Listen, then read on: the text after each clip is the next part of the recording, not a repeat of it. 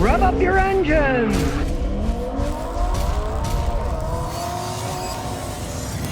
Well, Honda's recalling over 124,000 cars because the brakes might fail. 2020, 2021 Civics, 2020 to 23 Ridgelines, 2021, 23 Passports, and 2021, 22 Pilots. Turns out the fastener on the brake booster might come off and you lose brakes entirely. Great building, great quality control. You know, the Honda used to make really good cars, but they've been slipping a lot lately. The other year, they were rated 28 out of 34 brands. Something's going wrong with Honda. Now, if you're worried, get your VIN number, go to the National Highway Traffic Safety.gov website, type in your VIN number. You can see if yours is under the recall. It just shows, you know, they're missing something now. They're missing what the Japanese quality usually have. And I'll bet you dollars to donuts that these were ones that were probably made outside of Japan, made in the United States, made wherever, right? Japanese have pretty good quality control in Japan. When they start making them all over the rest of the world, guess what? The quality goes down. It's just what happens. And in this case, your brakes might just stop working because they didn't fasten the brake booster correctly. Nikki B531 says, are Geo Metros any good? I'm thinking about buying one for $1,000. Geo Metros, when they first came out, had these horrible 3-cylinder engines. They're a piece of crap. Then later they replaced them with a tiny 4-cylinder engine. That was a 1.3 liter engine that put out whopping 70 horsepower. Now, the problem is, where are you? If you're in the United States, getting parts for the Geo Metro, near impossible for many parts. They don't sell them anymore. If you can find one with low mileage for $1,000 and it still runs, maybe a knockaround car, right? You can't get and drive cross country in those things. You break, where are you going to get parts from? 70 horsepower for a car doesn't barely moves them down the road. Now, if it is a 3-cylinder Geo Metro, if I were you, I wouldn't even touch the thing. Those are absolute piles of crap engines, right? Especially with an automatic transmission. But if you can find a 4-cylinder one with a manual transmission for $1,000 and it still runs okay, could be a good knockaround car. Just don't expect it to last. Now, on the other hand, if it was a Geo Prism, those are just kind of rebadged Toyota Corollas. They had Toyota Corolla engines and transmissions. But the Metros, no. They were crappy. They weren't that great cars. DKK says, Scotty, I got a 2019 Dodge Caravan, 62,000 miles. I changed the transmission fluid and filter, put the same out I put in. Now it's slipping and won't go into first gear. The tranny shop says materials all through the system and it needs to be rebuilt because it's all clogged inside. Have you ever heard of this? I heard all the time in those Grand Caravans. They're the worst vans in the world. I don't know why people ever bought those things. They had a lot of cup holders, right? And the soccer moms liked them, taking kids to soccer games. I guess that's it, right? The old joke goes, how can you have 8 people in the Dodge Caravan? And so 7 of them can push it down the road while the 8th drives the car to the nearest gas station to get it fixed, right? They were terrible vehicles with horrendous transmissions, but you found out you weren't having the problem until you changed the fluid. I advise people, you got to change the fluid like every 30,000 miles on those things. And if you don't change it, you're going to often have problems when you change it. The new fluid is slippery, and then it starts to slip and doesn't even go. You're kind of screwed. You bought the wrong vehicle.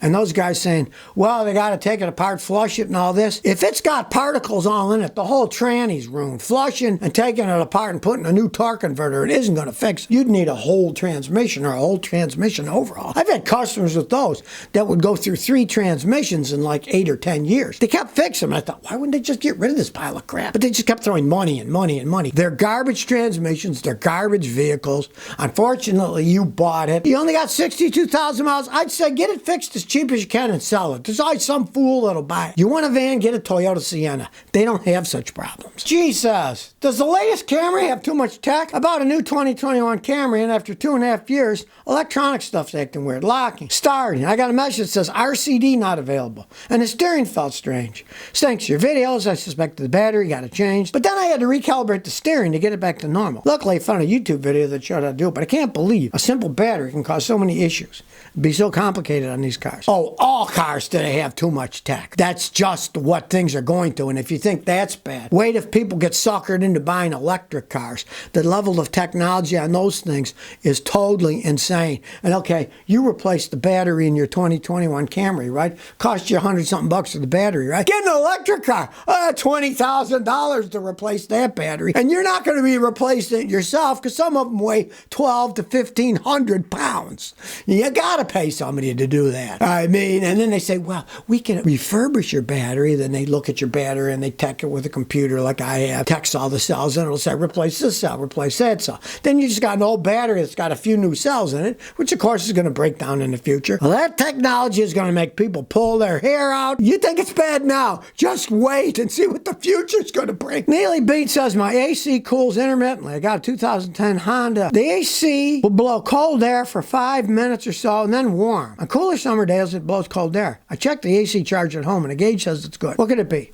All right, well, you probably didn't check it correctly. If you just have one of those ad cans and it showed you the low pressure, that doesn't mean that much. You have to do both the low and high. Let's say the low is 35 and the high is like 180. Well, that's fine, right? It's going to work. But you could have the right pressure, 30-something at the low, but if the high isn't high enough or it's too high or too low, you're low on refrigerant. So it could be you're actually low on refrigerant. If I were you, I would just say, evacuate the whole system out. Have it all sucked out with a vacuum pump. Then fill it up with a factory load. If that fixes it, great. You're fixed. If not, well, then you got a serious problem. And knowing Hondas, it's almost always the compressor's worn out. It's a 14-year-old Honda, and the compressors do break over time. It's probably the compressor, not. But you can't go just by the low pressure. You got to know the low and the high to see if it's full or not. Because just one gauge means nothing. Just like if you only had a high pressure gauge, you still got to know the low pressure to see is the system working correctly.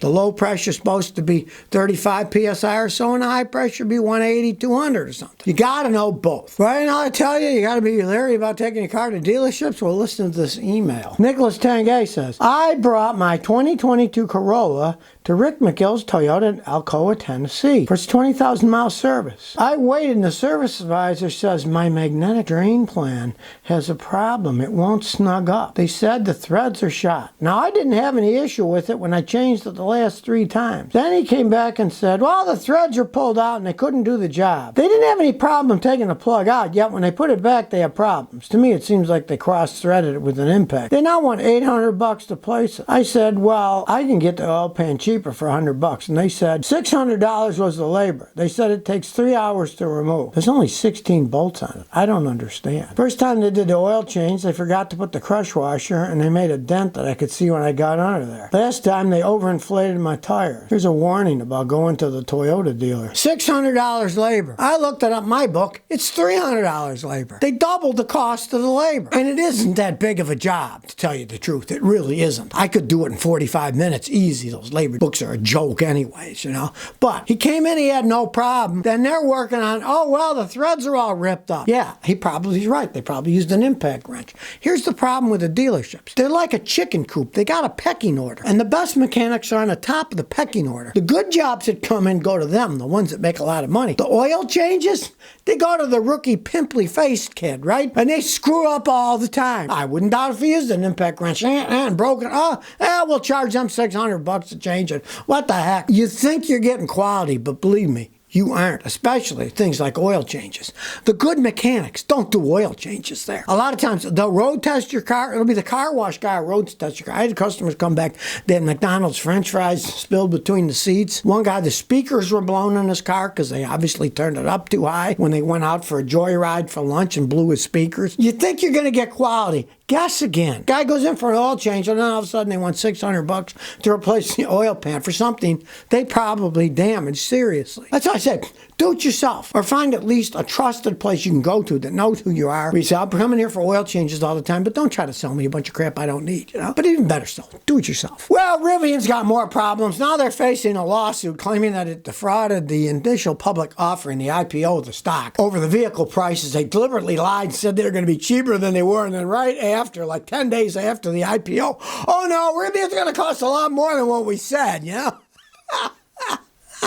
Yeah, the scams that go on with that thing, the money that people invest in these companies and then say, oh, they're going to build this. I mean, Ford had some of that stuff too. Made a bunch of money on the IPO, and then they cashed in, and originally they said, we're going to use their platform for our electric cars. Well, after the IPO and the stock went up, Ford cashed a bunch of theirs in and said, oh no, we're not going to deal with them. We're not going to use their platform. We're using our own. So, I mean, they pulled a stock ploy too. They should be going to jail for doing stuff like that. Politics and the stock market make for strange bedfellows. Isn't that the truth? But in this case, the Rivian guys knew what they were doing. They lied, said, oh, look, we can make it at this price. And right after the IPO, oh, no, it costs a bunch more. Now they're being sued for fraud. Who knows how far it'll go? I mean, Rivian doesn't make that many cars. When it gets into these cases in court, geez, the only people that generally come out okay are the lawyers. They always get paid, right?